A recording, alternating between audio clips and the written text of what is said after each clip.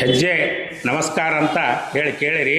ಹೆಜ್ಜೆ ನಮಸ್ಕಾರ ಅಂತಂದರೆ ನಿಮ್ಮ ಬಲಗಾಲು ಮುಂದೆ ಮಾಡಿ ಒಂದು ಹೆಜ್ಜೆ ಇಟ್ಟು ಮತ್ತೆ ಅಲ್ಲಿ ಹೋಗಿ ಒಂದು ನಮಸ್ಕಾರ ಮಾಡೋದರಿಂದ ಒಂದು ಹೆಜ್ಜೆ ನಮಸ್ಕಾರ ಆಗುತ್ತೆ.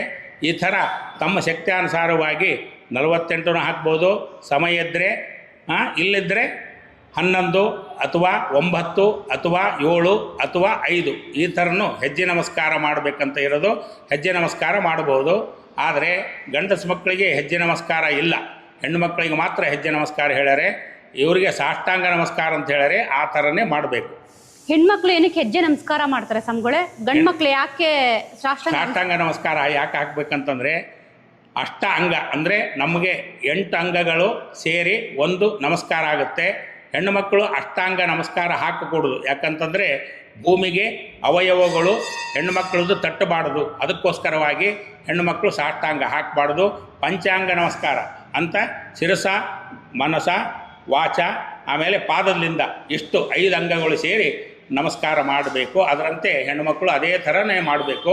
ಸಾಷ್ಟಾಂಗ ಸರ್ವತ ಎಲ್ಲಿಯೂ ಹಾಕಕೂಡದು.